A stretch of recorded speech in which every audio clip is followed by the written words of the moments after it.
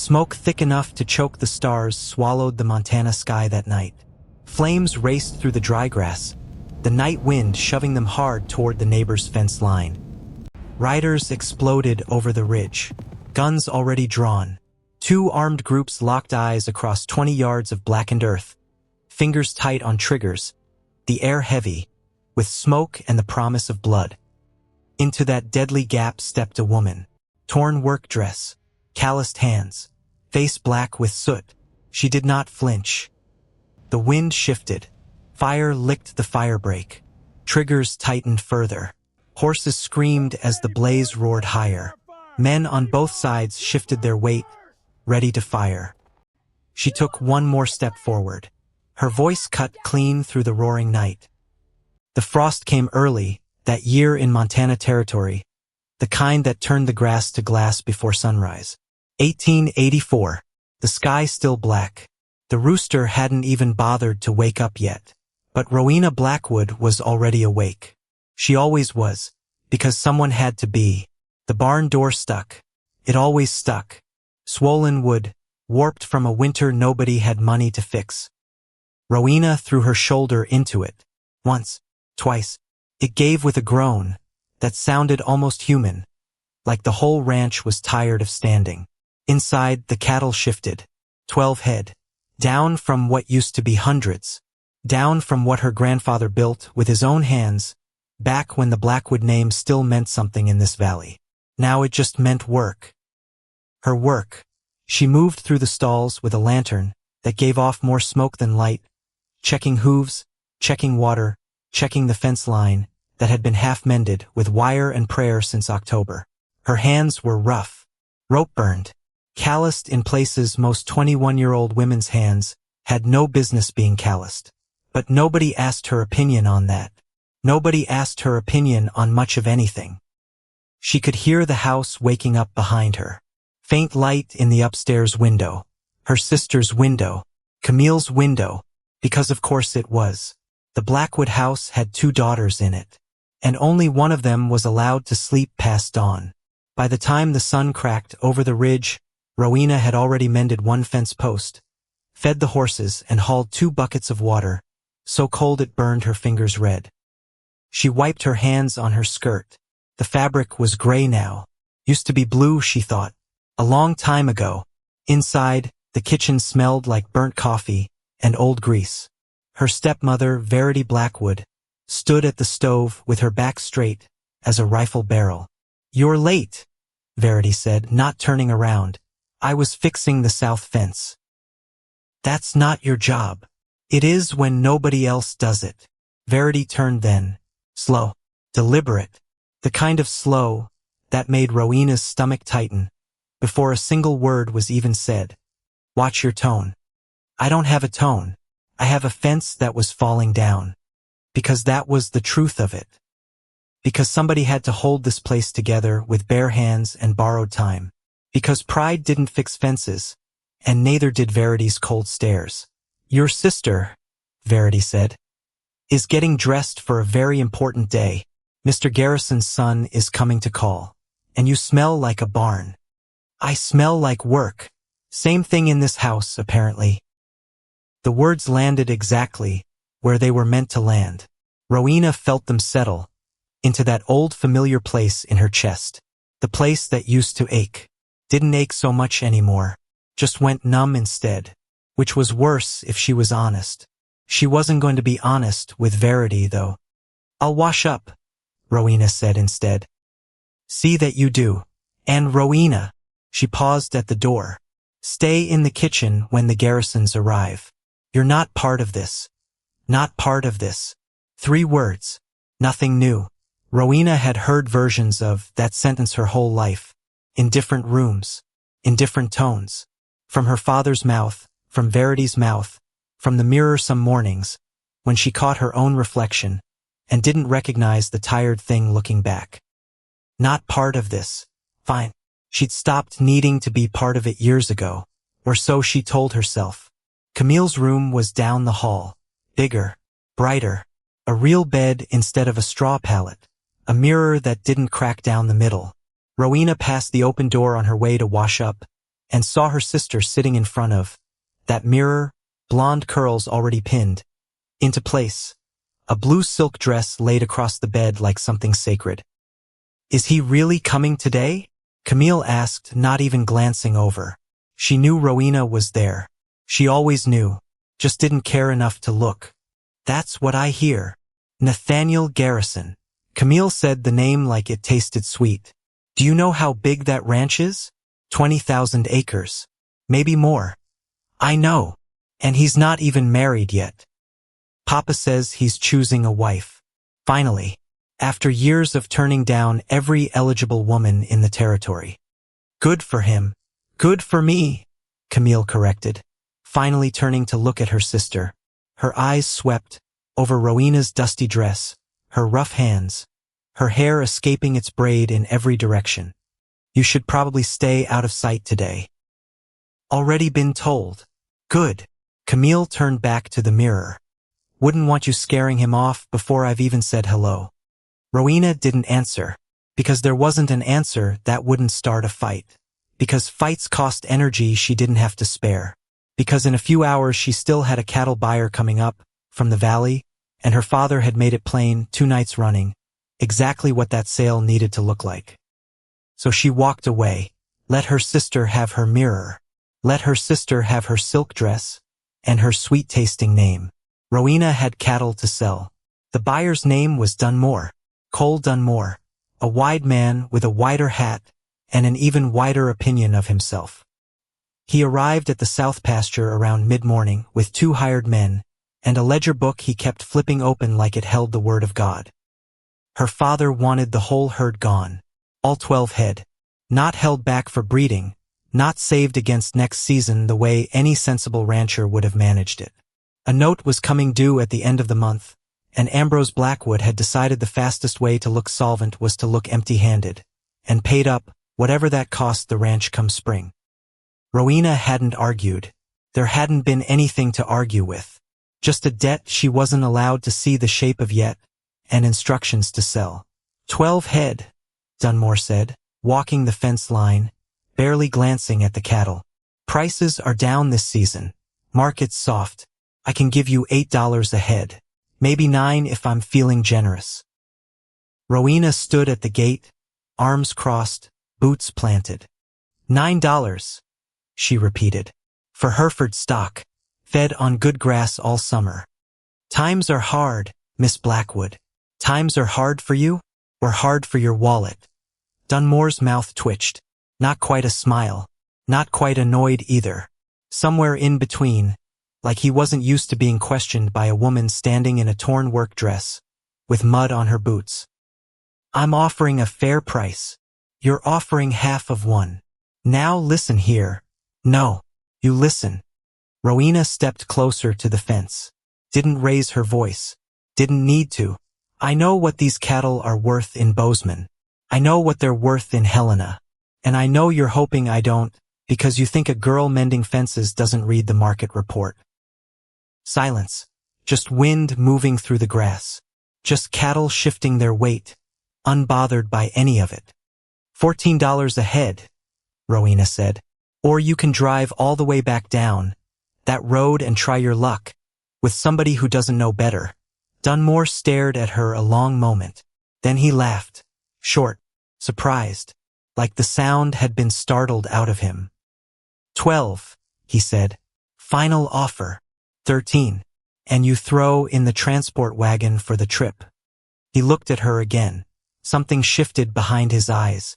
Not quite respect, but close enough to it that Rowena felt the ground under her feet solidify just a little. 13, he agreed. "Deal." They shook on it. His hand swallowed hers whole, but her grip didn't waver. What Rowena didn't know, what she had no way of knowing, standing there in the cold, with mud on her hem, and a small, hard-won victory sitting warm in her chest, was that she wasn't alone on that ridge. A rider had stopped on the rise above the pasture, far enough to be unseen, close enough to see everything. He'd been on his way somewhere else that morning. A different errand entirely, but he stayed on that ridge until the deal was done, until Dunmore's wagon rolled off down the valley road $13 a head poorer than he'd planned to be. And the rider just watched. Watched the way she stood. Watched the way she didn't flinch. Watched the way a girl in a torn dress had just outnegotiated a man twice her size, without raising her voice once. Then he turned his horse and rode on toward the Blackwood house, because he had a courting visit to make. Except it wasn't going to go the way anybody expected. Least of all Rowena. She didn't find out about the visitor until she was already halfway back to the house. Cattle deal settled, mud drying stiff on her boots. The wagons in the yard should have warned her. 3 of them, fine horses, a polish on the leather tack that made the Blackwood barn look even shabbier by comparison. Rowena! Verity's voice cracked across the yard like a whip. Get inside. Now, wash up. You are not to be seen looking like that. Like what? Like a stable hand, because that's what she was most days. Nobody seemed to see the contradiction in that. Nobody seemed to care. Rowena slipped in through the back into the tiny room that used to belong to a housekeeper before there was no money left to keep one. She poured water into the chipped basin, scrubbed her hands until the mud came off in gray streaks, changed into the least mended of her 2 dresses. Through the thin wall she could hear it. The parlor, alive with voices. Her father's booming, false hearty welcome. Camille's laugh, bright and practiced. And a man's voice, deep, unhurried. Rowena didn't catch the words, just the shape of them. She told herself she didn't care. She almost believed it. Rowena, the tea tray. Now, Verity's voice hissed through the crack in the door. Because of course, because even on the day she wasn't supposed to exist, there was still tea to pour.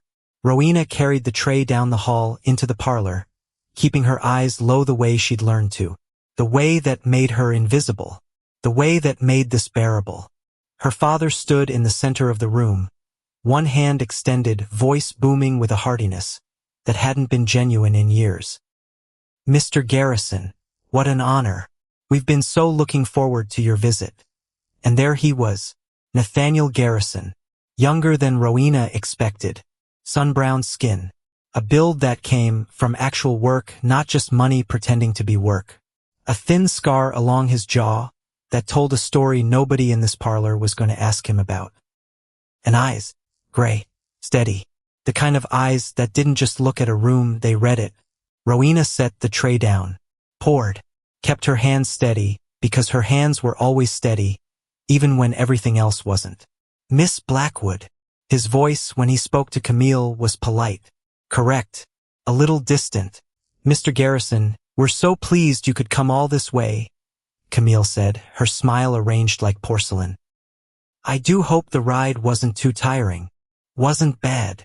Short, clipped, not unkind, just economical, like he didn't waste words on things that didn't matter. Rowena poured his tea without meeting his eyes, except he was already looking at her. She felt it before she saw it, that particular weight of being observed, not the dismissive glance servants usually got. Something else, something that made her hand pause for half a second, over the teapot, before she caught herself and kept pouring. He didn't say anything, just watched. Then looked away, back toward her father, like nothing had happened at all. Rowena told herself it was nothing. She almost believed that too. So, Mr. Garrison, her father said, settling into the good chair, the one that wasn't splitting at the seams. Your father's ranch, 20,000 acres, I hear. Depends on the year. Expanding, I'd imagine. We're looking at some things. Nathaniel's tone stayed even. Careful. Timber rights. Water agreements. Ambitious. Her father's smile didn't quite reach his eyes. And I understand you're looking to settle down. Establish a household of your own. That's the idea. Camille leaned forward, all soft interest. And what sort of wife are you hoping to find, Mr. Garrison? Someone accomplished, I'd imagine. Someone refined. For a moment, Nathaniel didn't answer. He set his teacup down. The click of porcelain against saucer seemed too loud in the sudden quiet. I'm hoping to find someone who won't fall apart the first time things get hard, he said finally. Refined doesn't mean much to me. Strong does. The room shifted, just slightly, like a held breath. Well, her father said, recovering with a forced laugh. Camille here has been raised with the finest education money could afford. French, piano. She'd make any man a fine. Actually, Nathaniel said, standing, I'd like to see your stock. Your man at the gate mentioned some cattle went out this morning. Sold well, I heard. Silence. Rowena's hand froze on the teapot. Because how would he know that? Because the deal had closed less than 2 hours ago. Because nobody in this parlor had said a word about it yet. Her father started, clearly caught off guard. I wasn't aware. Rowena handled it, Verity said quickly, her voice tight, with something that might have been embarrassment, might have been warning. She does the ranch work. It's not really. I'd like to speak with her, Nathaniel said. If that's all right. Every head in the room turned. Camille's smile had gone brittle at the edges. Her father's face had drained a shade paler. Verity looked like she'd swallowed a stone. And Rowena stood there, with the teapot still in her hand, feeling the weight of every eye in the room land on her at once. Me? She said. You, Nathaniel said. If you don't mind. Because why would he want to talk to the girl in the mended dress? Because this wasn't how any of this was supposed to go. Because Rowena had spent her whole life being furniture in this house, and furniture didn't get spoken to directly. Furniture didn't get chosen. Except here he was, choosing. The walk out to the yard felt like the longest 100 yards of Rowena's life. She could feel her family's stairs boring into her back the whole way, could practically hear Verity's fury building behind clenched teeth. You don't have to do this, Rowena said, once they were out of earshot of the porch. Whatever this is. Saw you this morning, Nathaniel said. On the ridge above the south pasture. Her stomach dropped. You were watching. Wasn't planning to. Happened to be riding this direction. Stopped when I saw the negotiation starting. So you saw me argue with a cattle buyer. I saw you win, Nathaniel corrected. $13 a head off a man, who came in low, hoping nobody would push back. That's not luck. That's skill. Rowena crossed her arms. It's just cattle. It's not just cattle. It's knowing your worth and making somebody else acknowledge it out loud. He studied her, that same steady, unhurried gaze from the parlor. That's rare. Rarer than pretty. Rarer than polished. Mr. Garrison, your sister's lovely, he said, cutting her off gently. I could see that the moment I walked in. Delicate. The kind of lovely that gets protected, not tested. And I've had a lifetime of people trying to protect me into a corner. I don't need delicate. I need somebody who's already survived being tested. The words hit somewhere Rowena wasn't ready for. Because nobody talked to her like this. Because nobody had ever looked at her rough hands, and her mended dress, and called any of it valuable. You don't know anything about me, she said, quieter now. I know your fence lines held together, with wire and stubbornness. I know you fed those cattle better than most ranchers twice your age manage.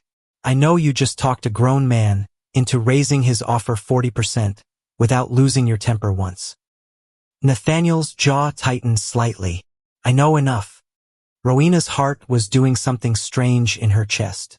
Something she didn't have a name for, and didn't particularly want one. What is it you're actually asking me, Mr. Garrison?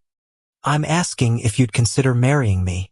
The words landed in the cold morning air, and just hung there. Rowena felt her breath catch. Felt the ground tilt just slightly under her boots.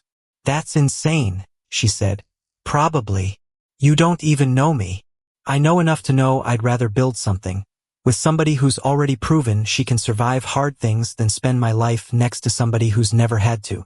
My father will never allow. That's not really his choice to make. Nathaniel's voice was steady, certain. It's yours. Because there it was. The word she'd never heard directed at her before. Choice. They walked back to the house in a silence that felt like it weighed 100 pounds. Rowena's mind was racing in a dozen directions at once, and none of them were landing anywhere solid. Because this can't be real. Because men like Nathaniel Garrison didn't choose girls like her. Except he just had. Which meant something was about to break wide open in that parlor, and Rowena had about 30 seconds to decide whether she was ready for it. She wasn't. She walked in anyway. The parlor had transformed into something closer to a courtroom by the time they returned. Her father stood rigid near the fireplace. Verity beside him, arms crossed so tight her knuckles had gone white. Camille sat frozen in her chair, the porcelain smile completely gone now, replaced by something sharper, something scared. "Mr. Garrison," her father said, forcing warmth back into his voice. "I trust the stock met your satisfaction." "The stock was fine," Nathaniel said. "But that's not what I came to discuss." He turned to face the room, faced all of them, didn't flinch. "I'd like to formalize a courtship with Rowena." The room went silent in a way that felt almost violent. Camille made a small, strangled sound. "What? This is..." Her father's voice cracked slightly. "This is highly unexpected, Mr. Garrison. Rowena is not. She hasn't been prepared for. I've made my choice." "But why?" Camille's voice rose, thin and desperate. "What does she have that I don't?" Nathaniel looked at Rowena. "Long, steady. Grit," he said simply. The word landed like a slap across the room. "She's worthless." Her father exploded, finally turning the full weight of 21 years of contempt directly onto Rowena's face. "Do you understand what you're choosing, Mr. Garrison? She has no dowry, no education. She's a servant in her own home, because that's all she's ever been good for." Something in Rowena's chest cracked wide open, because she'd always known. But hearing it said out loud in front of witnesses with such flat, casual certainty, that was different. That gutted her. "Mr. Blackwood," Nathaniel said quietly, "with respect, you're wrong." The room held its breath. "I've spent the last hour watching your family," Nathaniel continued, voice calm but hard, as flint underneath. "One daughter can play piano and speak French. The other kept this ranch from collapsing entirely, while everyone else pretended not to notice. You've got a showpiece and a workhorse, Mr. Blackwood, and you've spent 21 years polishing the wrong one. How dare? So yes, I'm choosing Rowena." Nathaniel turned to look at her, and something in his expression softened, just slightly. Not despite the calluses. Because of them. Every eye in the room turned to Rowena, waiting, because this was the moment, because everything before this had just been prelude. Because whatever she said next was going to blow her whole life apart, one way or the other. "Rowena." Her father's voice had gone dangerous now. "If you do this, if you embarrass this family by throwing yourself at a man clearly toying with you, you will not be welcome back. Do you understand me?" "I understand," Rowena said, "that you've spent 21 years telling me I don't matter." "That's not. I fixed the fences," she said, louder now, years of swallowed words finally breaking loose. "I mended the tack. I fed the horses. I sold every last head of cattle we owned this morning for $4 more a head than you would have gotten, and I did it all while you dressed Camille up like a prize to sell to the first rich man, who looked twice." "How dare you speak to your father?" "I dare," Rowena cut in, "because I have nothing left to lose. You already made that clear." She turned to Nathaniel. Her hands were trembling now, but her voice held steady. "You're offering me a choice." "I'm offering you a way out," Nathaniel said. "It won't be easy." "Nothing's been easy," Rowena said. "At least this time it'll be mine." Her father's face had gone the color of ash. "Then you are no longer welcome in this house," he said. "You are no longer a Blackwood. Do you understand? You'll have nothing." Rowena held his gaze, didn't look away, not once. "Then maybe," she said, "I'll finally have something in common with the Blackwood name after all." The silence that followed was total. broken only by Camille, whose voice came out thin and furious. You did this on purpose. You've been planning this. I've been planning nothing, Rowena said. I went to sell cattle this morning, Camille. That's all I did. He was supposed to choose me. He wasn't supposed to do anything, Rowena said quietly. That's the part nobody in this house ever understood. People aren't supposed to do anything. They choose. Camille's eyes filled with furious tears. You'll regret this. He'll grow tired of you within a month. And when he does, don't come crawling back here, because there won't be anything left to crawl back to.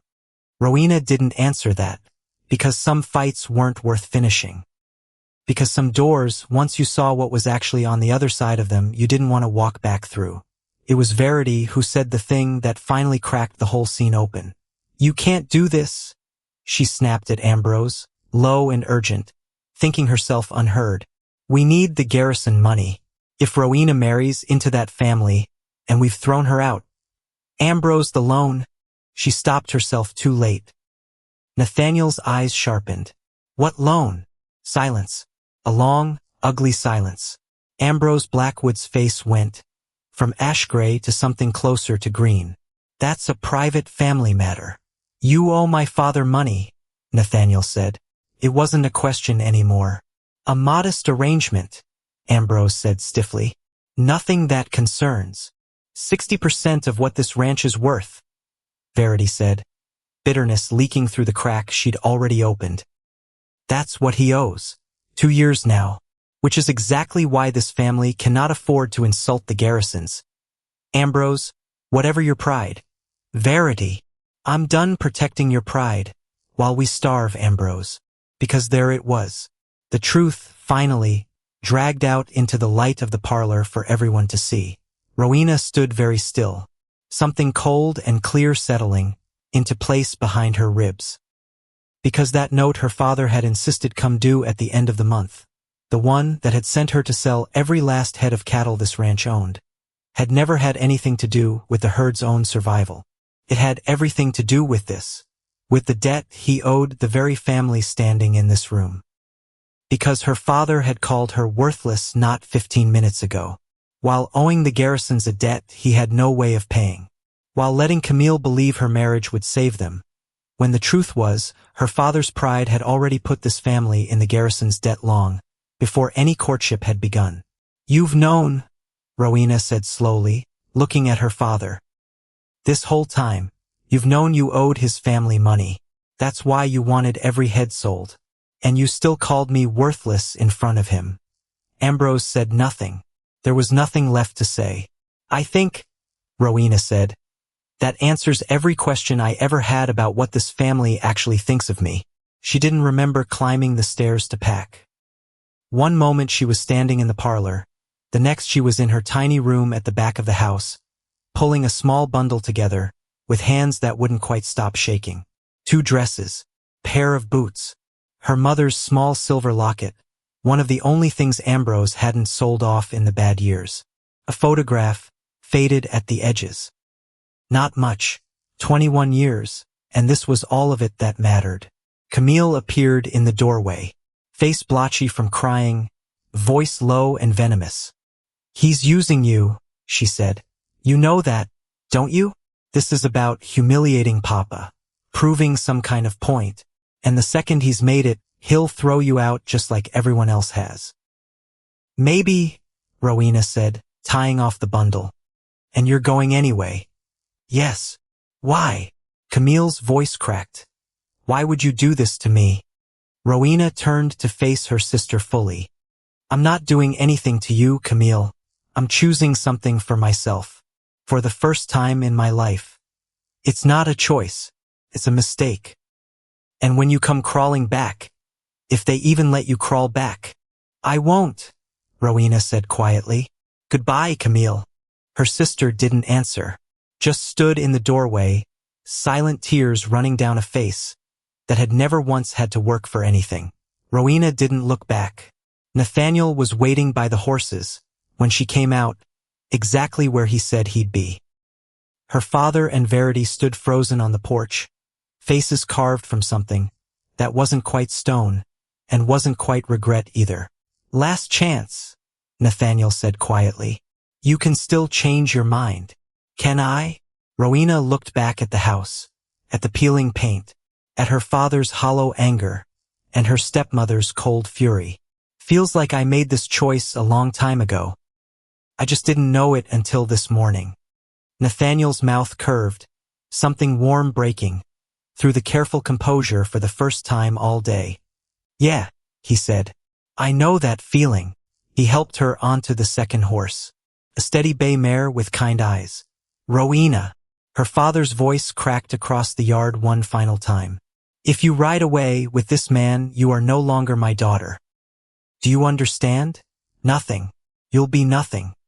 Rowena turned in the saddle to look at him one last time. Then I suppose, she said, I'll finally have something in common with the Blackwood name, because it never meant much of anything to me either. She turned her horse toward the road and didn't look back again. Not once. They rode in silence for the first mile, the Blackwood ranch shrinking behind them, smaller and smaller, until it was just a smudge of gray against the horizon. Rowena's whole body felt strange, light in a way she didn't have a word for, like something that had been sitting on her chest for 21 years had finally, suddenly, lifted. You all right? Nathaniel asked. I don't know, Rowena admitted. Is that all right to say? It's honest. Then yes, I don't know if I'm all right, but I'm not sorry. That's a start. They rode on, as the sun climbed higher, burning the frost off the grass, turning the whole valley gold. Rowena's mind kept circling back to the parlor, to her father's face, to the debt nobody had ever bothered to mention to her, even as they called her worthless to her face. Your father's going to hate me, she said finally. Isn't he? The moment he sees me. Nathaniel's jaw tightened, just slightly. He's hard to predict, he said. But I didn't bring you home to be liked, Rowena. I brought you home because I meant what I said back there. About the calluses. About all of it. Rowena looked over at him. Really looked, for the first time, since the parlor, past the fine coat and the easy confidence, to something tired underneath it. Something that looked unexpectedly a little like her. Tell me about him, she said. Your father. Before we get there. Nathaniel didn't answer right away. He built everything we have from nothing, he said finally. And he's spent every day, since making sure nobody ever forgets it. He's not going to make this easy on you. I don't need easy. Good, Nathaniel said, because that's not what's coming. The Garrison ranch appeared on the horizon just past midday, and nothing Rowena had imagined prepared her for the scale of it. The main house sprawled across the valley floor, 3 stories of dark timber and river stone, porches wrapping every level. Behind it, barns bigger than the entire Blackwood property. Cattle scattered across pastures that seemed to stretch clean to the mountains. This wasn't a ranch. It was a kingdom. Still time to turn back, Nathaniel said, though his voice carried no real hope in it. Rowena's hands tightened on the reins. Her legs ached from hours in the saddle. Her clothes were stiff with dust. Every instinct in her screamed that she was about to make the single biggest mistake of her life.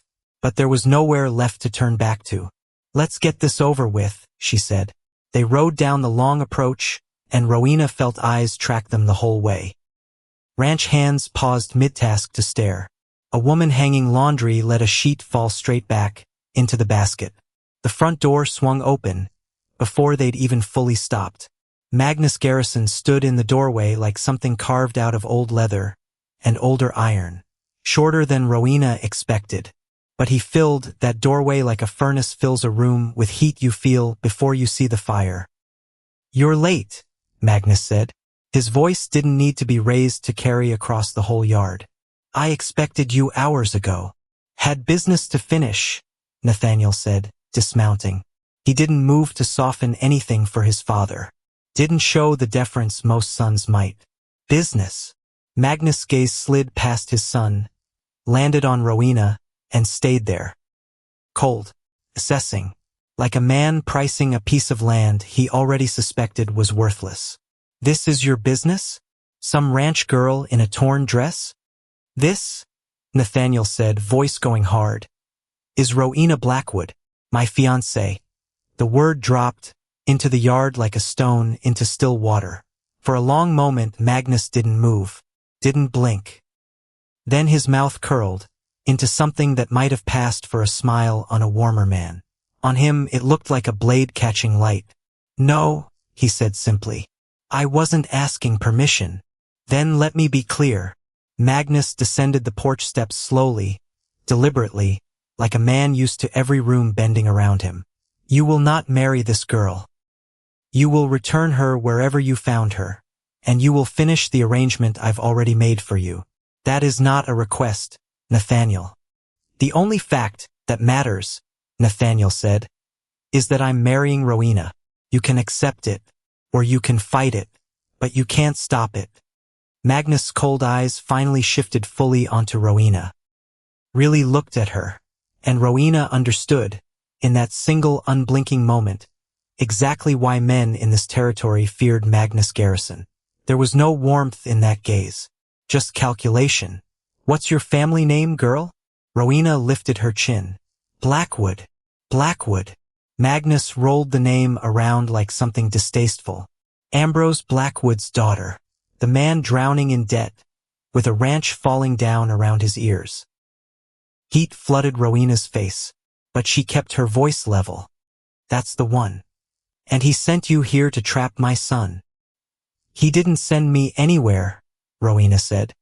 "I chose to come." Magnus' laugh was short, ugly. "You chose. That's rich." He stepped closer, close enough that Rowena had to fight not to step back. "Let me tell you what you actually chose, Miss Blackwood. You chose to trade one kind of poverty for the illusion of wealth. You chose to climb above your station because a rich man's son looked at you twice." "Father!" "No." Rowena's voice cut through, steadier than she felt. "Let him finish. I want to hear all of it." Magnus' eyebrows lifted slightly. Surprise, maybe, or something close to it. "Fine." His voice went flat, precise. Each word aimed to wound. "You're nothing. No education. No name worth having. No dowry. You can't help this ranch. You can't help my son. The moment he comes to his senses, you'll be sent back to whatever falling down house you crawled out of." The words hit like fists. Rowena had heard cruelty her whole life, but never delivered with such surgical, total certainty. "Are you finished?" she asked quietly. Magnus blinked. "Excuse me?" "I asked if you were finished, because if you are, I'd like to respond." "There's nothing to respond to. Those are facts." "Then here are some facts of my own." Rowena took a step forward, chin still lifted, voice steady even, as her heart hammered against her ribs. "You're right. I have no education, no dowry, nothing that makes me suitable for your son by the standards this room seems to care about. But I can ride. I can rope. I can mend a fence with wire and my bare hands and keep a ranch standing when the man who owns it is too proud to admit it's failing. I sold every head of cattle my family owned this morning for $4 more per head than my own father would have gotten. If that makes me worthless in your eyes, Mr. Garrison, then you understand a lot less about ranching than you think you do." Silence. Total. Complete. Even the wind seemed to have gone quiet. Magnus studied her for a long, unreadable moment.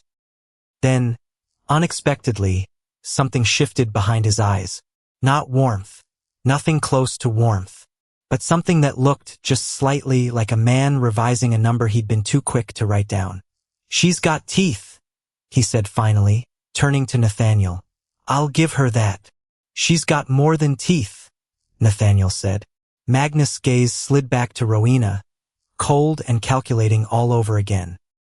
"Teeth without breeding," he said, "are just another problem waiting to happen." He turned toward the house. "Bring her to dinner tonight. We'll see how she handles a table before I decide anything further."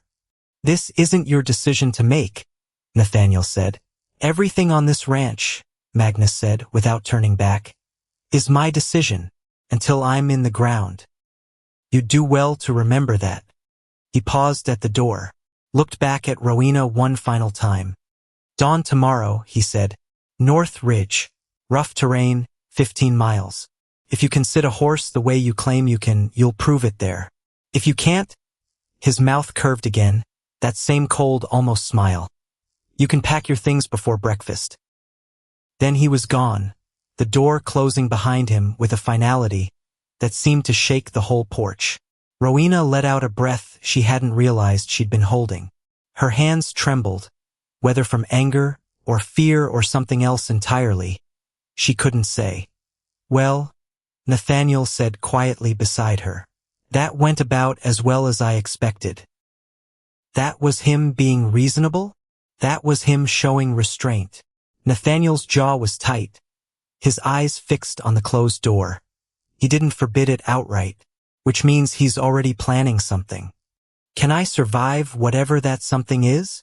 Nathaniel looked at her, and for the first time, since the parlor that morning, something almost gentle passed across his expression.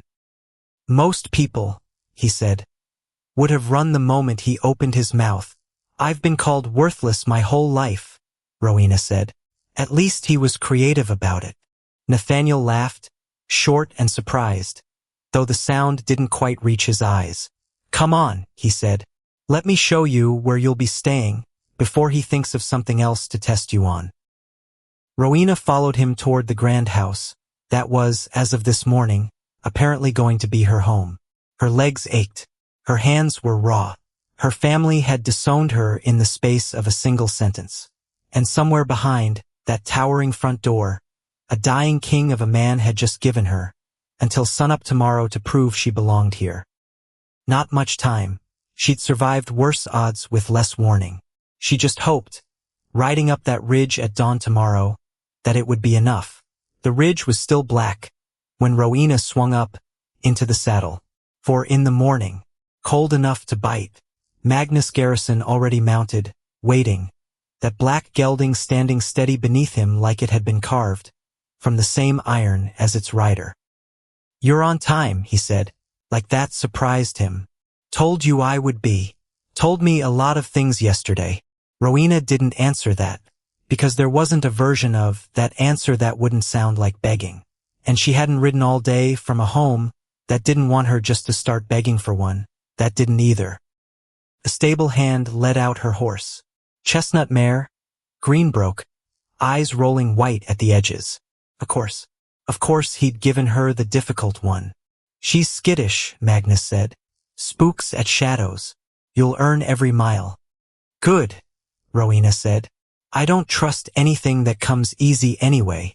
Something flickered across Magnus' face, there and gone, before she could name it. She filed it away regardless. Hope was too dangerous a thing to spend early. She swung up. The mare sidestepped, ears pinned. Rowena sat deep, waited, let the animal feel there was nothing to fight. The mare settled. Magnus' eyebrows twitched half an inch. Try to keep up, he said, and turned his horse toward the trail without waiting to see if she would.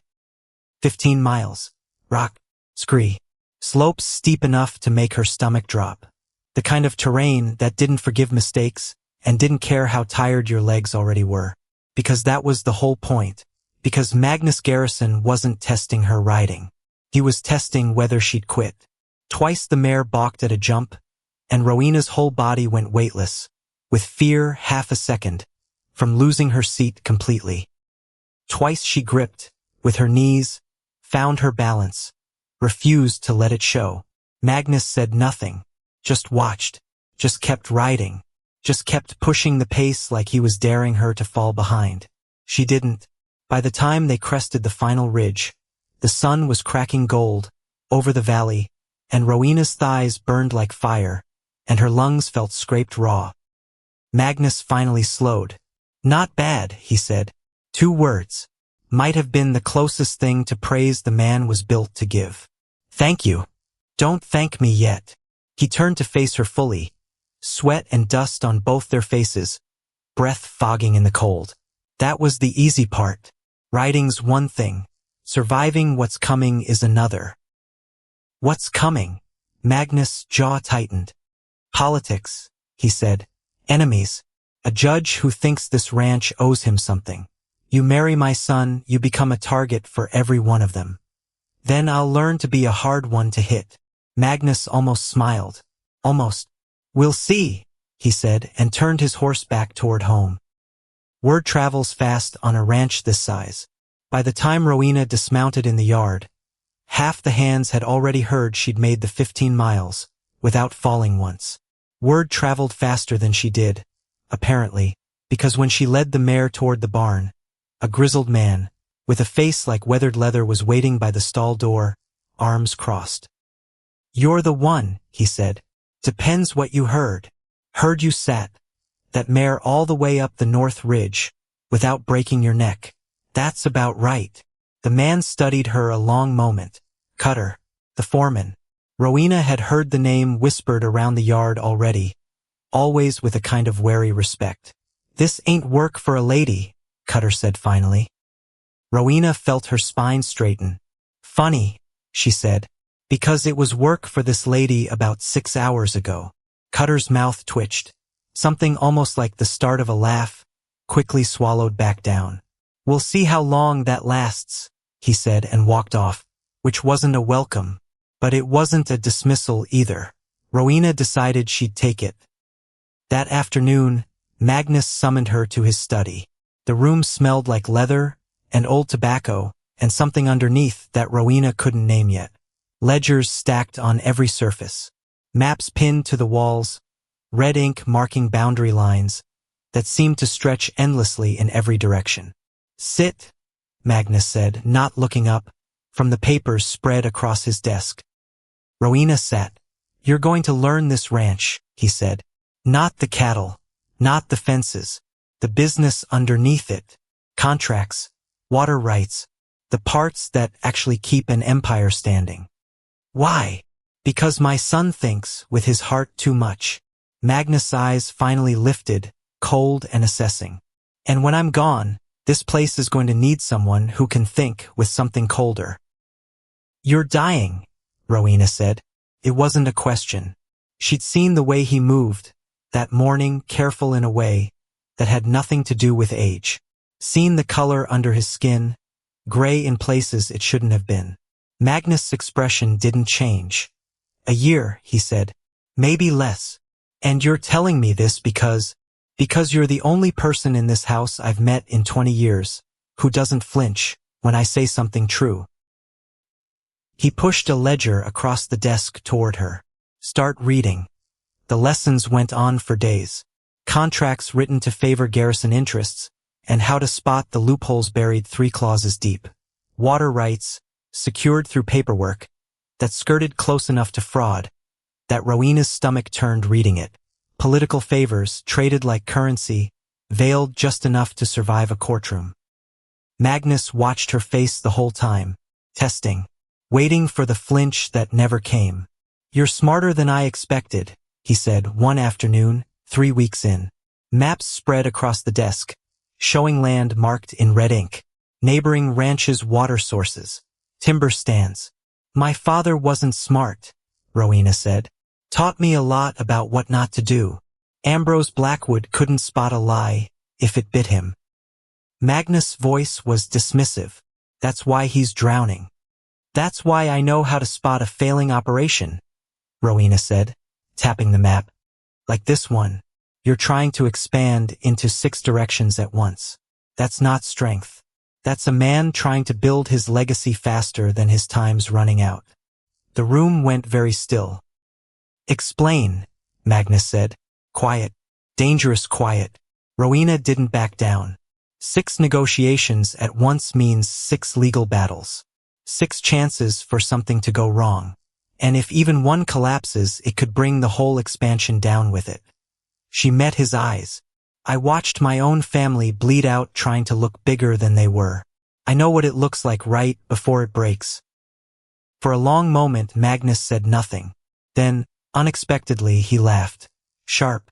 Genuine. You've got more nerve than my son, he said. Fine. What would you do instead? Pick 3. Not 6. The ones that actually matter: water, timber, and whatever connects your current land. Negotiate hard, but fair. Build loyalty instead of resentment. Loyalty's expensive. So is fighting 6 wars at once. Magnus studied her for a long, unreadable moment. Then he rolled up the map. We'll discuss it further, he said, which Rowena was starting to learn was as close to your right as the man ever got. Dinner that night brought guests. Rowena hadn't been warned. Should have expected it, she thought later, because nothing on this ranch ever came without warning attached to the wrong end of it. She walked into the dining room in the plainest dress she owned, and found 4 place settings instead of 3, and a woman already seated, who looked at Rowena like she was something tracked in on somebody's boot. Judge Thistlewood, Magnus said, by way of introduction, gesturing to the silver-haired man rising from his chair, and his niece, Adelaide. The judge's smile was smooth as poured glass. Miss Blackwood, he said, we've heard so much. Have you? Rowena said. Not quite a question. Adelaide's eyes swept over Rowena's dress, her hands, her hair, cataloging every imperfection, with the practiced cruelty of someone who'd spent a lifetime being told her own reflection was the standard everyone else failed to meet. How rustic, Adelaide murmured. I do admire a woman who isn't afraid to look lived in. Thank you, Rowena said sweetly. I find most things that look untouched usually are. Nathaniel choked slightly on his wine. Judge Thistlewood's smile didn't waver, but something behind his eyes sharpened. Tell me, Miss Blackwood, he said, what do you know about running an operation this size? Nothing, Rowena said honestly. 3 weeks ago I was mending fences, with wire and stubbornness. But I know work. I know empires built on pretty words, and favors owed tend to collapse the moment real trouble shows up. And what would you know about real trouble? Adelaide asked, sweet as poison. I know what it's like to watch everything fall apart, while the people in charge pretend it's fine, Rowena said. I know what it's like to hold something together with nothing but will. And I know that when real trouble comes, not the kind you can charm your way out of, you need people who don't break. The table went quiet. Judge Thistlewood set down his fork. Slowly, deliberately. You've got a mouth on you, girl, he said. That'll get you in trouble one day. I've been in trouble my whole life, Rowena said. At least this time, I chose it. Something shifted in the judge's expression. A man recalculating a bet he'd assumed was already won. The kind of look Rowena was starting to recognize. The look of someone realizing the girl across the table wasn't the easy target they'd assumed. Because that was the thing nobody warned her about. Because being underestimated wasn't just an insult. It was a weapon if you knew how to use it. Later, on the porch, Nathaniel found her staring out at the dark fields. You made an enemy tonight, he said. Made 2, probably. Adelaide's uncle controls half the courts in this territory. Nathaniel's voice was careful. He's not someone you want circling. Then he shouldn't have brought his niece to insult me at my own dinner table. It's not your dinner table yet. It will be, Rowena said. Or it won't matter because none of us will have one. Nathaniel looked at her a long moment. Something in his expression she couldn't quite place. You're either the bravest person I've ever met, he said, or the most reckless. Why not both? He almost smiled. Yeah, he said quietly. I guess you can. The fire came 11 days later. Rowena was in the barn checking tack when the shouting started. Men's voices, raised and cracking with alarm. Horses driven hard, into the yard, lathered and wild-eyed. Fire! Someone was screaming. North grass stand. Winds driving it toward the faro line. Because of course it was. Because nothing on this ranch ever burned quietly. Magnus appeared on the porch, already dressed despite the hour, face like stone. How bad? Bad, sir. If it jumps the fence line onto faro land, there's no telling what happens next. Every able man. Now, the yard exploded into controlled chaos. Rowena ran for a horse without being asked twice. "You don't have to do this," Nathaniel said, catching her arm as she swung up into the saddle. "Watch me." The smoke hit them a mile out, thick, choking, the kind that made the whole sky look bruised. And when they crested the last ridge, Rowena saw it properly for the first time. Flames climbing through dry grass like something alive. Wind driving them east, straight toward Otis Pharaoh's land. Straight toward a fight that wouldn't end with fire. "We cut a break here," Magnus shouted over the roar. 20 yards wide, down to bare dirt. "If it crosses, we lose everything." They worked like something possessed, cutting brush, dragging it clear, digging until hands bled, and lungs burned raw, from smoke that seemed to fill every breath, before air could. Rowena worked beside Nathaniel, matching him swing for swing, refusing to slow down even, when her whole body screamed to, because stopping wasn't an option. Because stopping meant losing everything they'd bled for in the last 3 hours. "This wasn't an accident," Nathaniel said between swings, voice tight. "How do you know? Grass doesn't catch itself. Not this time of year. Not this fast." His jaw was rigid. "Somebody set this." "Who?" "Take your pick." He swung the axe again, harder than the last time. "But if it crosses onto Pharaoh's land, he's going to think we did it. And then this stops being a fire." Rowena's stomach turned cold. "And starts being a war," she finished. They held the line for 3 hours.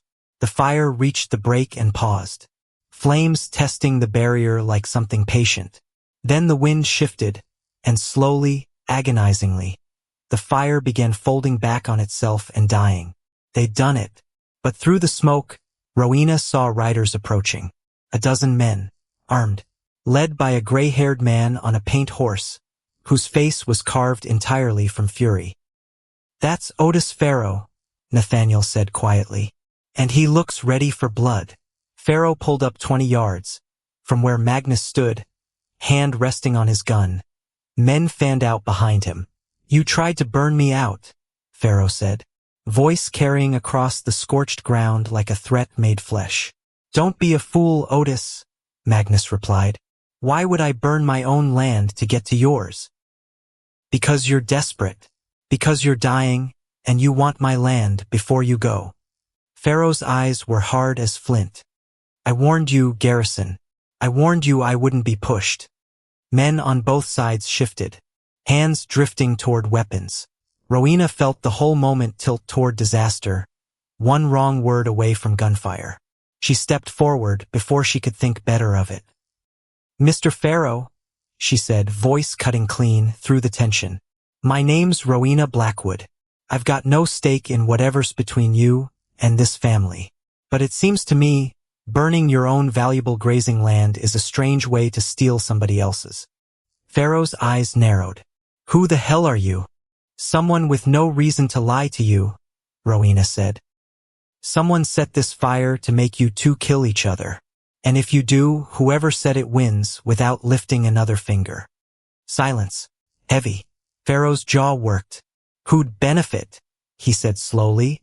"From us destroying each other?" "Somebody who wants this land weak enough to take," Rowena said. "Somebody who's been circling both your properties for months."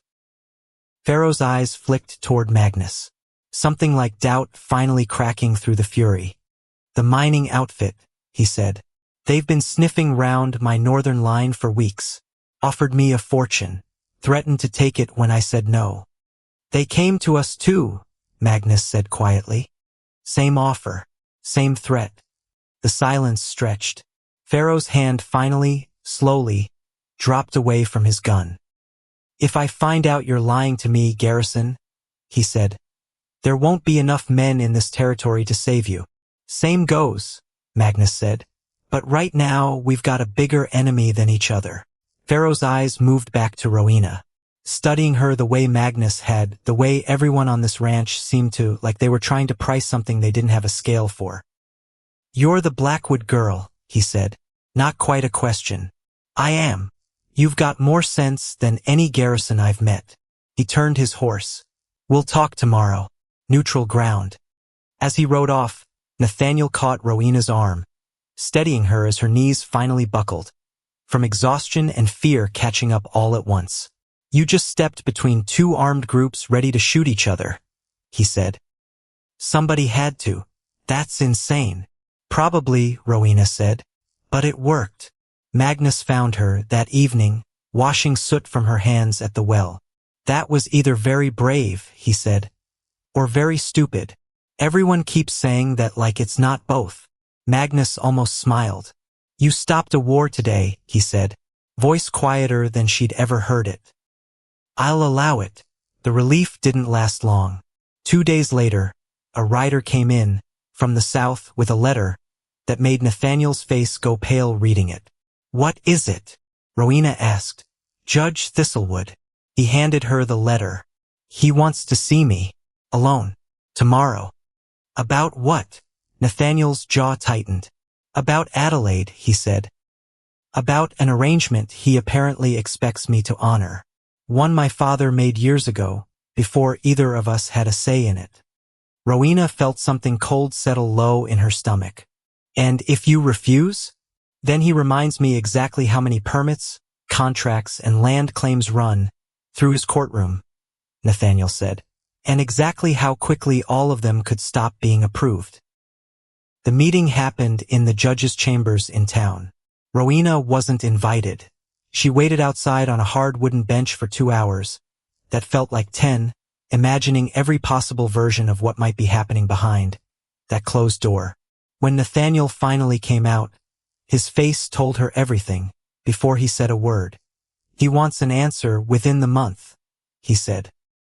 "Marry Adelaide, or watch every permit this ranch needs get buried in paperwork until we're strangled by it.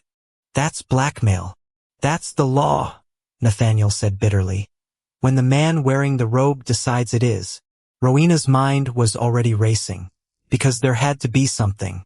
Because a man that comfortable using power like a weapon usually left fingerprints somewhere, if you knew where to look. "I need to see the ranch's old contracts," she said. "All of them. Every land claim your father's ever filed." Nathaniel looked at her, surprised. "Why?" "Because if Judge Thistlewood thinks he can bury us in paperwork," Rowena said, "then paperwork is exactly where I'm going to start looking for a way out." She spent the next several nights in Magnus' study long, after the house had gone quiet, working through decades of ledgers by lamplight, until her eyes ached, and her fingers were stained with ink. Because something about the numbers didn't sit right. Because there was a stretch a little over 20 years back, where land had changed hands in a way that didn't match anything she'd learned about how these things were supposed to work. Parcel. Northern boundary. Water rights attached. Bought, according to the ledger, from a man named Nathan Price. Except the purchase price was almost nothing. Except the date on the transfer didn't match the date on a separate legal filing 3 pages later, referencing the same land. Except when she pulled the original will listed as the source document, something about the signature made her stomach drop. Because she'd seen Magnus' handwriting for weeks now, on contracts, on letters, on the margins of ledgers he'd annotated himself. And the signature on Nathan Price's supposed will didn't just look similar. It looked like it had been traced. Rowena sat very still in the lamplight, the old document trembling slightly in her hands. Because if she was right, if what she was looking at was what it looked like, then the Garrison Empire hadn't just been built on hard work and good land. It had been built, at least in part, on something stolen. And somewhere out there, 20-some years later, a man named Nathan Price's family was still living with whatever came after. She didn't sleep that night. Not because of the fire. Not because of Judge Thistlewood's threats. Not because of Adelaide's poisoned smile at the dinner table. Because of a signature that didn't match. Because of a debt this family owed that had nothing to do with money. And because somewhere, tucked into the same drawer as this forged document, was a name she recognized, from a conversation she'd overheard weeks ago between 2 ranch hands, low-voiced, careful. Wendell Price, still living, still nearby, still, as far as Rowena could tell, with absolutely no idea what had actually happened to his father's land. She didn't tell Nathaniel right away. Because she wasn't sure yet. Because a document could be misread. A signature could be explained. And she wasn't about to hand a man his father's worst secret without being certain first. So she kept working, through the ledgers by night, quietly, while the ranch's daylight crises kept unfolding around her. The aftermath of the fire, the standing threat, from Thistlewood 100 smaller fires that needed putting out. Because Cassius Drummond, it turned out, hadn't stayed away either. The letter arrived, from her father's house less than 2 weeks after the fire, carried by a rider, who looked like he'd rather have been anywhere else delivering it. Rowena read it twice, before the words fully landed. Camille was to be married, within the month, to a man named Cassius Drummond. 60 years old, according to the letter. Wealthy beyond anything the Blackwood name had ever touched. And, according to whispers Rowena had already caught wind of from Cutter, a man whose first 2 wives hadn't lived especially long. Her stomach turned reading it. "You knew this man's name," she said to Nathaniel later, showing him the letter. "Drummond, I heard you mention him." The night of the fire. Nathaniel's face went very still. "Cassius Drummond," he said slowly, "is the same man who's been trying to buy Pharaoh's land for the mining outfit. The same man Pharaoh said threatened him." The room went cold around Rowena. "You're telling me," she said, "the man setting fire to grasslands to force a land sale is the same man my father just sold my sister to?" "I'm telling you," Nathaniel said, "that I don't think that's a coincidence." Rowena rode for her father's house the next morning, before anyone could talk her out of it. She hadn't planned to see any of them again, hadn't wanted to, but Camille's face kept surfacing in her mind, blotchy with tears in that doorway weeks ago, and something about it wouldn't let her stay away. Ambrose met her at the door like she was a stranger. "You have no business here," he said. "I'm here for Camille. She's getting married, to a good man, a wealthy one. He's the same man burning grassland to force ranchers off their own land," Rowena said. "Did you know that? Or did you just see the money and stop asking questions?" Ambrose's face flushed dark red. "You will not speak to me that way in my own. Where is she?" Camille appeared at the top of the stairs, before her father could answer, pale, thinner than Rowena remembered, eyes rimmed red. "Rowena," she said, voice small in a way it had never been before. "What are you doing here?" "Making sure you know what you're marrying," Rowena said. "I know what I'm marrying," Camille said, though her voice wavered. "A wealthy man who's going to save this family from the debt you left us drowning in when you rode off." The words stung, but Rowena held her ground. "Camille, I found out something about the man you're marrying. It isn't safe. Nothing's safe." Camille's voice cracked, raw and sudden. "You got to choose, Rowena. You got a millionaire cowboy riding up and choosing you like something out of a storybook. I got Papa's debts and Cassius Drummond, and that's the whole of my choices. So don't stand there and tell me about safe." The room went silent. Rowena felt something old and resentful in her chest finally give way, replaced by something closer to grief. "I'm not trying to hurt you," she said quietly. "I'm trying to warn you." "Then warn me, from a distance," Camille said, voice breaking. "Because every time you're in this house, Papa looks at me like I'm the only daughter he's got left worth anything. And I don't know how to feel about that. I don't know how to feel about any of this." Rowena didn't have an answer for that, because there wasn't a clean one, because some doors, once slammed, didn't open again just because you wanted them to. She left without saying goodbye, rode the whole way back to the Garrison ranch turning Camille's words over and over, unable to shake the ache lodged somewhere under her ribs. That evening, Nathaniel found her at the corral fence, staring out at nothing in the dark. "How'd it go?" he asked. "Badly," Rowena said. "She thinks I abandoned her." "Did you?" "I don't know anymore." Rowena's voice was quiet, tired in a way sleep wasn't going to fix. "I thought leaving meant saving myself. I didn't think about what it would look like from where she's standing." Nathaniel was quiet a moment.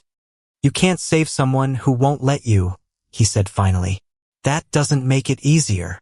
No, he agreed. It doesn't.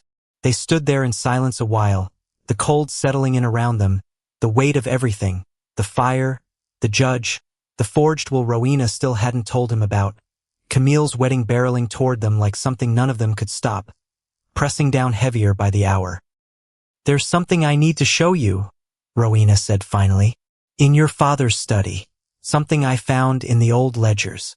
Nathaniel's expression shifted, wary. What kind of something? Rowena hesitated, because once she said it, there was no taking it back. Because whatever this document meant, it was about to change everything between this family, and whatever peace they thought they'd built. The kind, she said slowly, that might explain why Judge Thistlewood thinks he owns this family outright. Nathaniel went very still. Explain, he said, the same word his father used, the same dangerous quiet underneath it. I think your father did something, Rowena said. A long time ago, something involving land that wasn't his to take. They went to the study together, the house dark and silent around them, and Rowena laid the old document out on the desk exactly where she'd found it. Nathaniel read it in silence. Read the signature twice. Read the dates, the discrepancy, the filing 3 pages later that didn't match anything else in the ledger. His face went the color of ash. This is Nathan Price's will, he said quietly. I think it's a forgery, Rowena said. I think your father traced the signature. That's not possible. My father. Nathaniel stopped himself, because the words wouldn't come out clean, because some part of him, Rowena could see, already believed it, before she'd finished saying it out loud. There's a son, Rowena said gently. Wendell Price. Still living nearby as far as I can tell. No idea what actually happened to his father's land. Nathaniel sat down heavily in his father's chair, staring at the document like it might rearrange itself into something less damning if he looked long enough. If this is real, he said slowly, and Judge Thistlewood knows about it, then that's not just leverage over a marriage, Rowena finished. That's leverage over everything this family owns. The candle between them guttered low, throwing long shadows across the walls covered in red-inked maps. Land that suddenly looked less like an empire and more like evidence. We have to find out for certain, Nathaniel said finally, before Thistlewood decides to use it first. And if it's true? Rowena asked. What happens to your father? Nathaniel didn't answer for a long moment. Outside, the wind picked up, rattling the windows, carrying with it the faint smell of smoke that still hadn't quite cleared from the grass weeks after the fire. I don't know, he said finally. But I know we're not going to like the answer.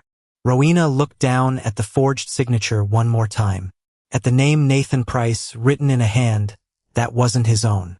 Because somewhere out there was a man who'd spent 20 years believing his family had simply lost everything, when the truth, sitting right here on this desk, said otherwise. And somewhere closer than that, a judge who might already know it, waiting, patient, ready to use it the moment it served him best. The morning after they found the forged will, Rowena woke before dawn out of habit, and lay still in the unfamiliar softness of her new bed, staring at the ceiling. Because she hadn't slept. Not really. Because every time she closed her eyes she saw that signature again. Traced, careful, almost perfect. Except almost wasn't perfect.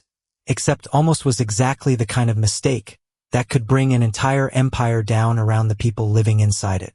She dressed in the gray dawn light and went looking for Nathaniel and found him already in his father's study, the same document still spread across the desk, where they'd left it the night before. He hadn't slept either. You have to ask him, Rowena said. I know. Today. I know that too. Nathaniel's voice was rough, tired in a way that had nothing to do with the hour. I just don't know how you ask your father if he stole a dead man's land. You ask him plainly, Rowena said. Because if you don't, Judge Thistlewood will ask him first. And he won't be asking. He'll be telling. They found Magnus in the dining room, already at breakfast, moving slower than he had weeks ago. The cancer was taking more of him by the day now. Rowena had started to notice it in small things. The way his hand shook slightly around his coffee cup. The way he sat down like the effort of standing had cost him something. "You two look like you've seen a ghost," Magnus said, not looking up from his plate. "We might have," Rowena said. She set the document down in front of him. Magnus' eyes moved over it. Once, twice. His face didn't change at first. Didn't give anything away. Then his hand, the one holding the coffee cup, went very still. "Where did you find this?" he said. Quiet, flat. "In your own ledgers," Rowena said. "Under your own filing. Which means whoever hid it wasn't trying very hard to hide it from you." "That's not an answer to my question." "No," Rowena agreed. "But it's the truth. And I think you owe your son the truth, before someone else decides to hand it to him wrapped in something worse." Magnus set down his coffee cup with exaggerated care, like the china might shatter if he wasn't gentle enough. His eyes lifted, finally, to meet Nathaniel's. "Sit down," he said. "Both of you. There's something I should have told you a long time ago." The story came out slow, painful, like something being dug up that had been buried on purpose for good reason and didn't want to see daylight again. 22 years ago, Magnus said, nothing to his name, a ranch hand working for a man named Nathan Price, who'd treated him like family, taught him everything he knew about this land. "He was dying," Magnus said. "Told me he was leaving me a portion of the ranch in his will. Said I'd earned it. Said his own son had no interest in staying out here. And," Nathaniel's voice was hard, "and I got greedy," Magnus said. "I wanted more than a portion. So I found a man in town who could match a signature close enough to fool a judge, who wasn't looking too hard. And I took the whole thing instead of the piece I was owed." The room went silent, because there it was. Because 22 years of empire, laid bare in 4 sentences at a breakfast table, that suddenly felt very cold. "His son," Nathaniel said. "Wendell. What happened to him? Fought it in court. Lost. Didn't have the money for a real lawyer, and I made sure of that too." Magnus' voice had gone flat, hollow, a man reciting his own sins like a list he'd memorized, and never once said aloud. "Last I heard, he was scraping by on a small parcel near the northern border. Nothing like what should have been his." Rowena watched Nathaniel's face crumble by degrees. Watched a lifetime of believing his father built something honest come apart in real time. "Everything we have," Nathaniel said quietly. "It's built on this." "Not everything," Magnus said. "But enough." "How could you?" Nathaniel's voice cracked, and he stopped himself, jaw working, before he tried again. "How could you let me grow up thinking you built this, from nothing but hard work?" "Because the truth would have destroyed everything," Magnus said. "Including you. The truth is going to destroy everything anyway," Rowena said quietly. "Judge Thistlewood already knows, or close enough to it. He's using Adelaide as the leash and this," she nodded at the document, "as the whip he hasn't cracked yet." Magnus' eyes came up to hers, sharp despite the exhaustion underneath. "How do you know that?" "Because a man doesn't threaten to bury a ranch in paperwork over a simple marriage arrangement," Rowena said. "Not unless he's got something bigger sitting in his back pocket. I think he's known about this for years. I think he's been waiting for the right moment to use it." They rode out to find Wendell Price that same afternoon. Rowena hadn't planned to go, but Nathaniel asked her to, quietly, in a voice that sounded like a man who didn't trust himself to face this alone, and she found she couldn't say no. The Price parcel, when they found it, told its own story before anyone spoke a word. A small cabin, weathered gray, a handful of cattle grazing thin pasture. Fences mended the same way Rowena used to mend her own, wire and stubbornness holding together what money couldn't fix. A man came out onto the porch as they rode up. 50, maybe, face lined deep. From sun and years neither had been kind to him. "Garrison," he said, voice flat with something that had curdled long past anger into something colder. "Didn't expect to see a Garrison on this land again." "Mr. Price," Nathaniel said, dismounting slowly. I think you know why I'm here. Wendell's eyes moved to Rowena, then back to Nathaniel, and something in his expression sharpened. You found it, he said. Whatever it was. You found it. We found the will, Rowena said. The real one. Or what's left of the evidence pointing to it. Wendell's jaw tightened. For a long moment he said nothing, just stood there on his porch, with weathered hands gripping the railing like it was the only thing keeping him upright. My father died, he said finally. Thinking his own son had squandered everything, thinking I wasn't fit to hold what he'd built. His voice broke, just slightly, on the last word. That's the part nobody talks about when they talk about stolen land. It's not just the dirt.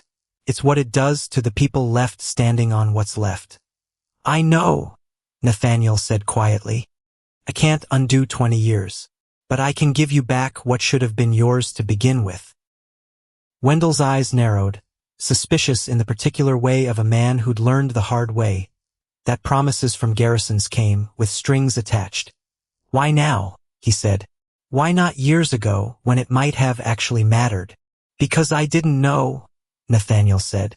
And because it matters now too. Maybe not as much as it should have. But it matters. Rowena stepped forward. Mr. Price, she said, this isn't charity. It's yours. Legally, morally, every way that counts. We're not asking you to forgive anybody. We're asking you to take back what was taken. Wendell studied her a long moment. You're the Blackwood girl, he said. The one who talked Pharaoh down off his horse during the fire. Word travels. It does out here. Something in Wendell's posture eased, just slightly. Not trust. Not yet. Just a door that had been bolted shut for 20 years, unlatching by half an inch. Fine. I'll hear you out. But understand something. Giving me back land doesn't erase what your father's lies cost my family. Don't expect gratitude for doing what should have been done 20 years ago. We don't expect gratitude, Rowena said. We expect to make it right, whatever that ends up looking like. They rode back in silence, the weight of the conversation settling heavy over both of them. He's not wrong, Nathaniel said finally. Giving the land back doesn't undo what happened. No, Rowena agreed, but it's a start. And starts matter even when they're 20 years late. Nathaniel was quiet a moment. Judge Thistlewood is going to use this, he said. The moment he finds out we're moving to correct it, he's going to use it as proof my father's guilty of exactly what he's been threatening to expose. Then we get ahead of him, Rowena said. How?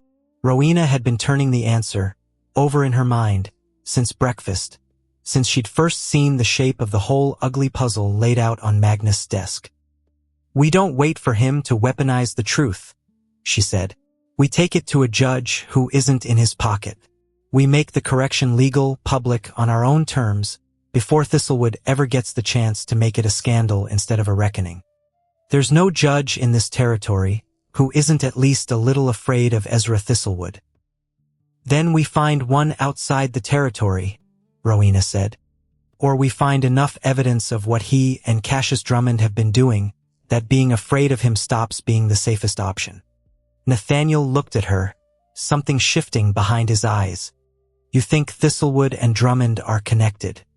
I think, Rowena said slowly, that a judge threatening to bury a ranch in permits over a marriage and a man burning grassland to force a land sale who happens to be marrying into the same family that judge is trying to control, that's not two separate problems. That's one problem wearing two faces. The proof, when it came from an unlikely direction. Cutter found Rowena in the barn a few days later, waiting until the other hands had cleared out before he spoke. Heard something, he said, down at the saloon in town. Fella from Drummond's crew, drinking more than he should have been, talking about the fire. Rowena's whole body went still. Talking how?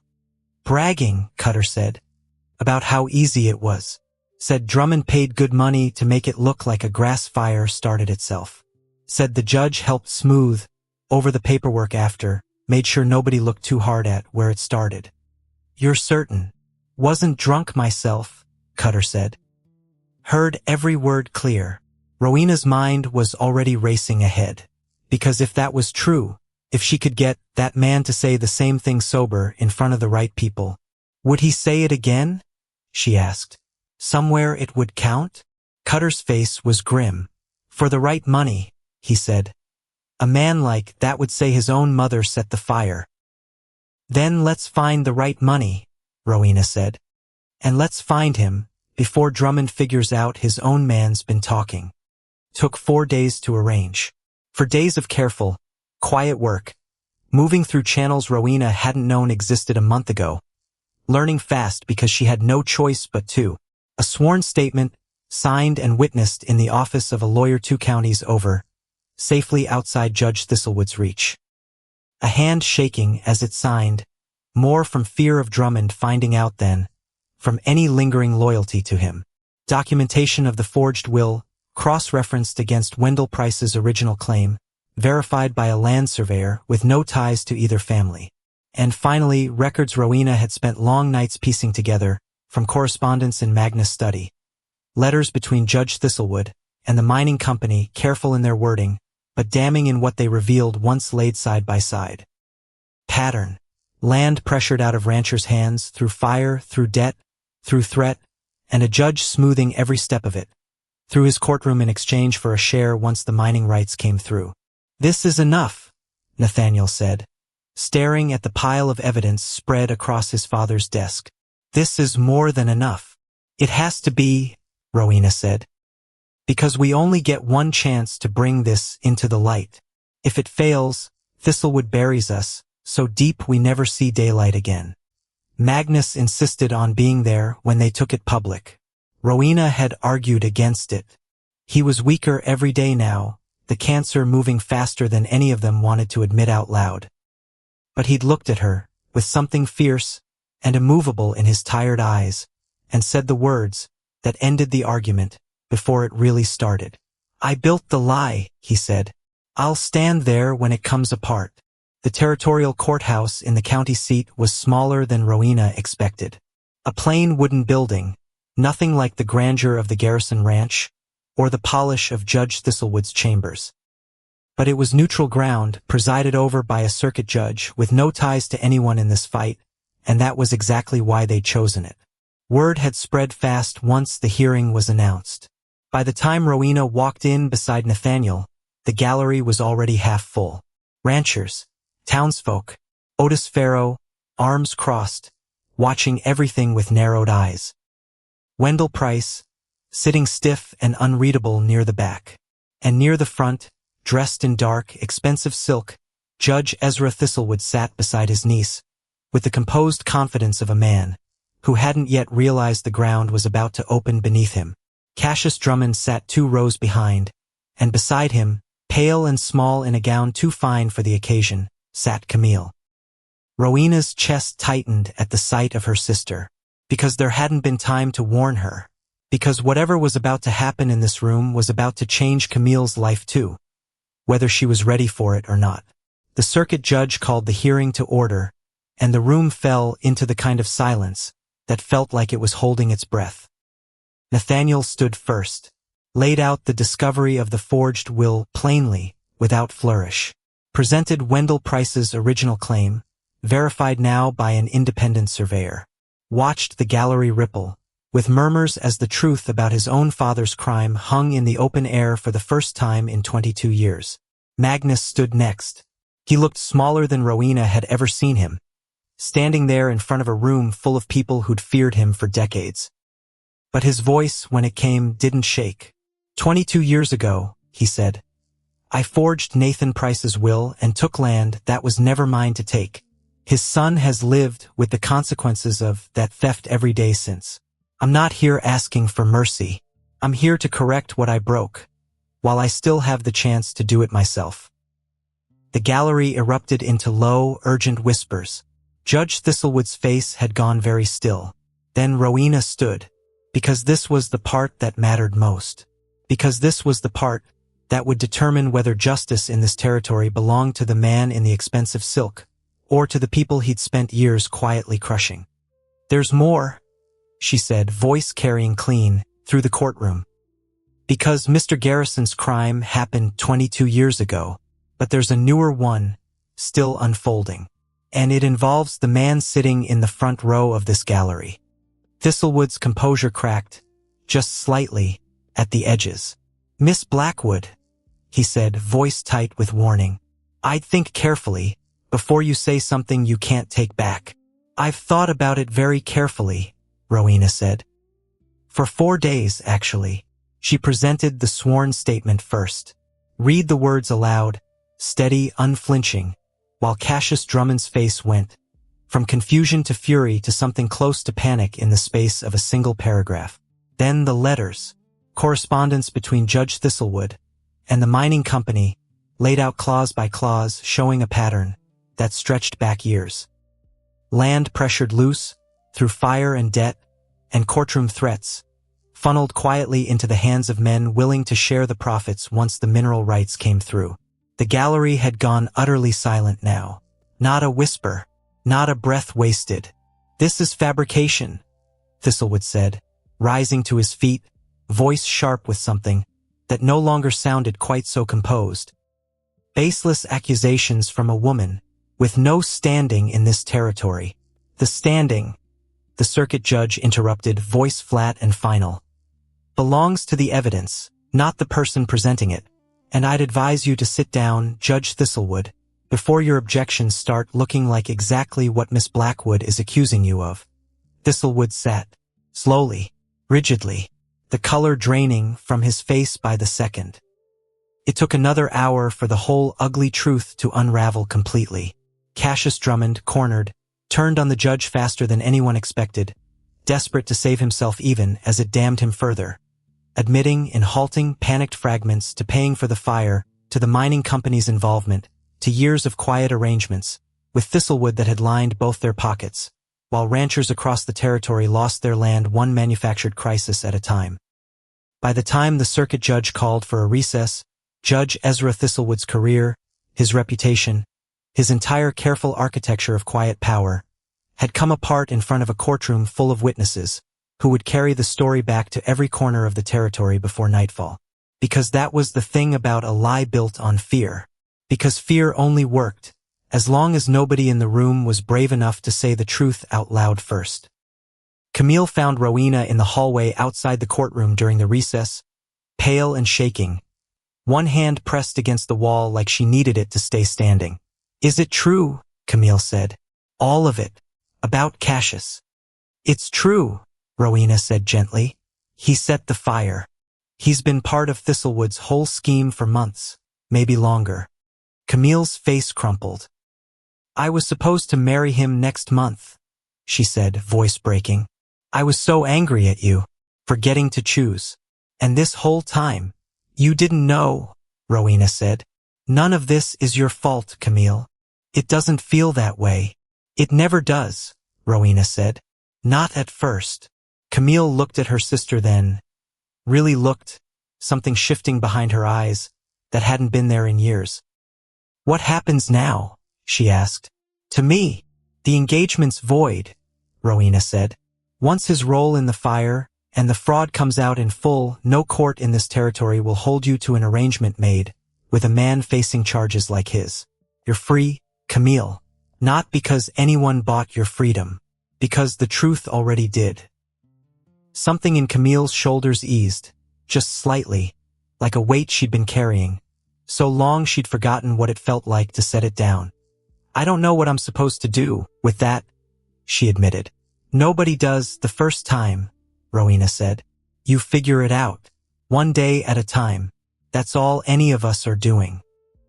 The hearing resumed an hour later, and by the time it concluded, the pieces had all fallen into place with a kind of grim, satisfying finality. Judge Thistlewood was to be removed from the bench pending formal investigation by territorial authorities, his years of quiet corruption unraveling faster now that the first thread had been pulled.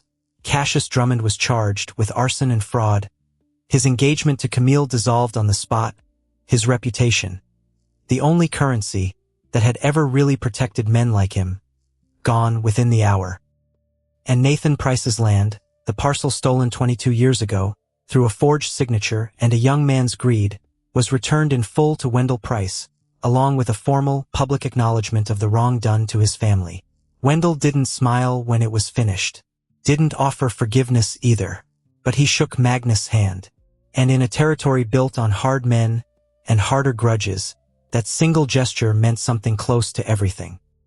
They rode back to the Garrison ranch, as the sun dropped low and gold over the mountains, exhaustion settling into every one of them like something physical. Magnus rode slower than usual. Rowena noticed it before Nathaniel did. The careful way his hands held the reins, the pallor under his weathered skin that hadn't been there that morning. "You should rest," she said, drawing her horse alongside his. "I will," Magnus said, "once we're home." But something in his voice made her stomach tighten, with a fear she didn't want to name yet. He collapsed 3 days later, during breakfast, his coffee cup shattering against the floor, before anyone could catch him. They carried him to his room, sent for the doctor. But everyone standing in that hallway already knew, in the particular silent way people know these things, that this was the beginning of the end, and there was nothing left for medicine to do but make the ending gentler. Rowena sat with him that first night, while Nathaniel paced the hallway outside, unable to bear watching his father fade in real time. "You did something good," Rowena said quietly in the low lamplight, "at the hearing, standing up, telling the truth in front of everyone.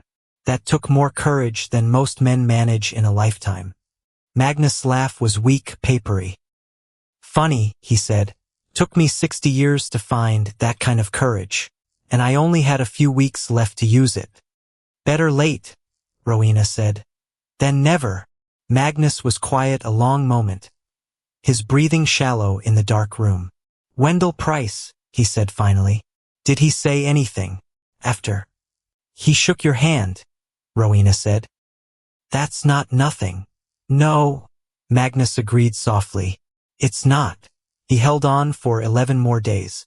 Long enough to see the mining company's charter revoked once the extent of their dealings with Thistlewood came fully to light. Long enough to see Otis Farrow ride out personally to shake his hand across a fence line that had nearly become a battlefield weeks earlier. Long enough to see Camille, still pale but steadier by the day, come to the ranch and sit with Rowena on the porch, the two sisters slowly, carefully rebuilding something that had been broken since childhood. Long enough, too, for one final conversation with his son. Rowena wasn't in the room for that one. Nathaniel came out afterward, with his eyes red-rimmed, and didn't say what had passed between them, and Rowena didn't ask. Some things belonged only to a father and his son, even when, especially when, there wasn't much time left to say them. Magnus Garrison died on a clear, cold morning, the kind that turned frost to glass on the grass outside his window, not unlike the morning Rowena had first ridden onto this land months earlier. He died with his son on one side of the bed, and Rowena on the other, and his last words, when they came, were quiet and unexpectedly simple. "Build something better," he said, "than what I built." Then he was gone. The funeral drew a crowd larger than Rowena expected. Ranchers who'd feared Magnus for decades stood alongside men he'd wronged, and men he'd helped in equal measure, all gathered to bury a man who'd spent the last weeks of his life trying, imperfectly, to make peace with what he'd done. It wasn't redemption. Redemption wasn't really available to a dead man, not for what he'd taken. But it was something. A man who'd spent his final weeks trying, however late, to make things right, and a valley full of people who'd shown up to see it. Afterward, in the study that had once felt like a fortress, and now felt simply like a room full of ledgers and old grief, Nathaniel and Rowena sat together, the weight of everything finally, briefly, settling into something like stillness. "He left it all to us," Nathaniel said. "The ranch, everything." "I know. I don't want to build the same thing he built," Nathaniel said. "Even the honest parts of it. I don't want people working this land because they're afraid of what happens if they don't." Rowena thought of Cutter, gruff and grudging, who'd earned his place through years of loyalty that had never once been rewarded fairly.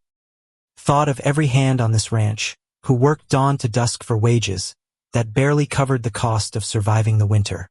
Then don't, she said. Build something different instead. Over the following weeks, they drew up new contracts for every hand on the Garrison ranch. Fair wages, written plainly, witnessed and signed rather than promised and forgotten. A share of the herd's profit for every season worked, scaled honestly to the labor given. Land set aside, formally, for families like the Prices who'd been wronged in the empire's early years. A standing commitment rather than a single one-time correction. Cutter read his own contract twice. Before he signed it, eyebrows raised the whole time. Never seen a ranch do it this way, he said. Maybe it's time somebody did, Rowena said. Camille stayed through the winter, slowly finding her footing in a life that no longer revolved around being chosen by someone else. She spoke once quietly about wanting to teach, about a schoolhouse 2 towns, over that needed someone who knew letters and numbers and had, in her own words, finally learned what it felt like to choose something for herself. Rowena helped her write the letter of application herself, the two of them sitting by the fire long past dark, something healing slowly between them that neither had words for yet. Spring came early. That year, the frost breaking sooner than usual, the valley turning green almost overnight.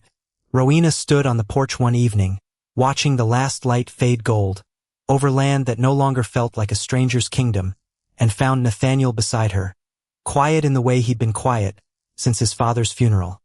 Not sad exactly, but changed. "Do you regret it?" he asked. "Any of it? Leaving your family? Coming here?" Rowena thought about the question honestly, the way she'd learned to think about hard things, since the morning she'd first ridden away from everything she'd known. She thought about her father's contempt, and the debt he'd hidden even while calling her worthless. Thought about Camille's tears in that doorway and the slow, careful rebuilding happening between them now. Thought about Magnus, cruel and broken, and finally, at the very end, brave enough to tell the truth out loud. "No," she said finally, "not for a second. Even though it was hard?" "Especially because it was hard," Rowena said. "Easy things don't change anything. They just sit there, being easy while everything underneath them stays exactly the same." Nathaniel's hand found hers on the porch railing, steady and sure. "My father built an empire on fear," he said. "I don't know exactly what we're building instead, but I know I don't want to build it alone." "You won't have to," Rowena said, "because that was the whole of it in the end. Not a fortune. Not a name. Not even the fair contracts stacked neatly now in the study, where lies used to live. Just 2 people, standing on a porch at the edge of a valley neither had been born to inherit, choosing, deliberately, to build something worth the name. Something honest. Something that would still be standing, fair and unashamed, long after both their names had faded from anyone's memory.